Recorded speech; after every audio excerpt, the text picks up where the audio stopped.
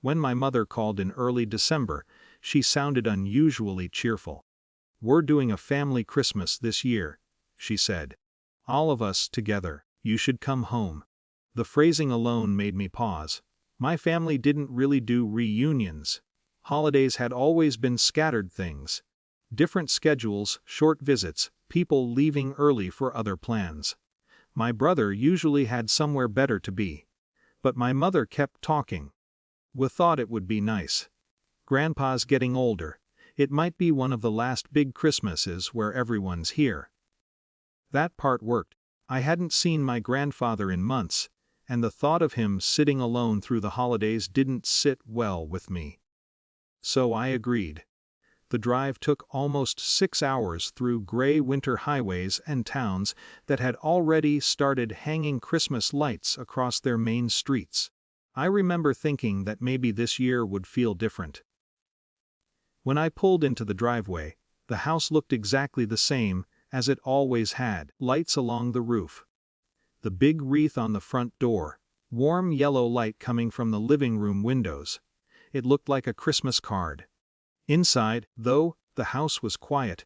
Not the busy, cluttered kind of quiet you get when people are upstairs wrapping presents. Just quiet. The tree was half decorated.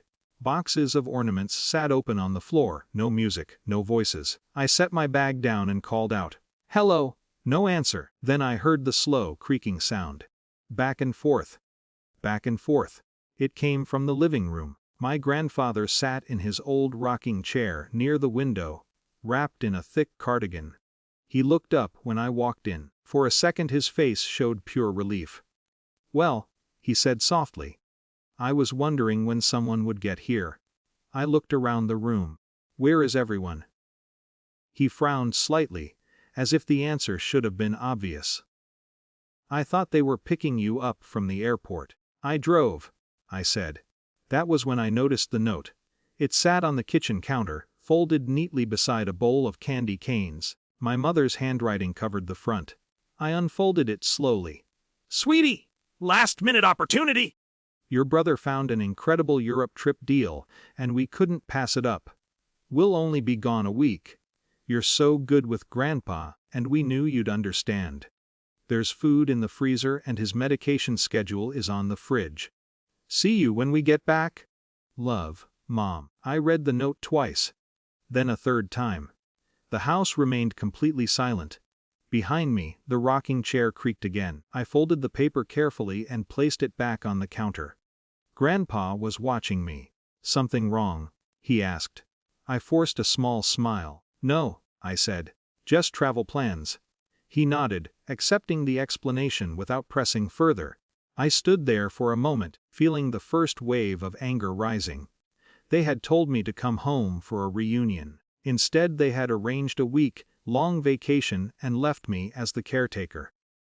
Part of me wanted to get back in the car and leave, but Grandpa shifted slightly in his chair, and I noticed how thin his hands looked against the armrests. So I stayed. The first couple of days settled into a quiet routine. Grandpa woke early and liked his coffee strong enough to smell across the room. He still insisted on making toast himself, though I hovered nearby in case he needed help. We watched old westerns in the afternoon. Sometimes he told stories about the house. How he built the back porch himself. How the maple tree in the yard used to be small enough to climb. He never asked where my parents were again. But once, while we were watching television, he said something that lingered with me. "You've always been the dependable one." He said it casually, the way people comment on the weather. I didn't respond. He rocked slowly for a moment. "Your brother's always had big plans," he continued. "Travel projects, adventures." Then he glanced over at me. "But when things actually need doing, you're the one who shows up." There was no judgment in his voice. Just observation. By the fourth day, I noticed something else. Grandpa was having more trouble moving around the house than I remembered. Getting out of the chair took effort. The stairs made him pause halfway up. One morning he dropped his medication bottle on the floor and couldn't bend far enough to pick it up. That afternoon I called his doctor. The doctor asked a few questions. Then recommended something practical. Your grandfather should really have in-home support, she said. At least part-time. I looked across the living room. Grandpa was dozing in his chair. How soon? I asked. Sooner than later. The next 2 days became a blur of phone calls, care agencies, medical equipment providers, insurance representatives. It wasn't complicated, exactly. Just a lot of paperwork and decisions. Because my parents had listed me as the emergency contact years earlier, I had access to the account they used for Grandpa's care. So I authorized the arrangements. A caregiver would start visiting 3 times a week. A safety rail would be installed near the stairs. A few other adjustments around the house. Nothing extravagant, just practical things that made daily life safer. Grandpa seemed relieved when I explained it. Didn't want to be a burden, he said quietly. You're not, I told him. When my parents returned a week later, they came in through the front door, carrying luggage and duty-free shopping bags. My mother looked energized.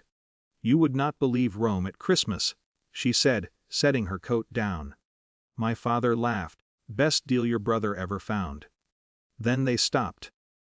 Because the house looked different.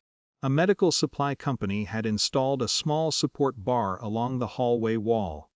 A caregiver's schedule sat neatly on the kitchen counter. My father picked it up first. What's this? I explained calmly. Grandpa needed more consistent support. The doctor recommended it. So I arranged it. My mother frowned. How much is this costing? I told her. Her reaction was immediate. That's outrageous. My father's voice rose. You should have talked to us first. I leaned against the counter. You were in Europe. That's not the point. My mother snapped. These decisions involve money. I nodded slightly. Responsibility usually does. The room went quiet. Grandpa's rocking chair creaked softly behind us. My father rubbed his forehead. You had no right to make financial decisions like this. I looked at the note still sitting on the counter. The one my mother had left. You assigned me the responsibility, I said. Neither of them responded right away. From the living room, Grandpa spoke calmly. The help's been good. We all turned toward him. I feel safer with it, he added. The argument lost momentum after that. Not because anyone admitted they were wrong. Just because the situation had already moved forward. The care plan was in place. The house was quieter again by evening. 2 days later, I packed my bag. My mother asked when I'd visit again. I'm not sure, I said. As I walked to my car, the house looked the same as when I arrived. Lights on the roof, the wreath on the door. But something inside me had shifted. For most of my life, I had accepted the role my family quietly gave me, the dependable one. The one who would step in. The one who would understand. That week, for the first time, I realized something else. Dependable doesn't mean invisible. And responsibility, once you carry it long enough, changes the balance of things, even in families that never expected it to.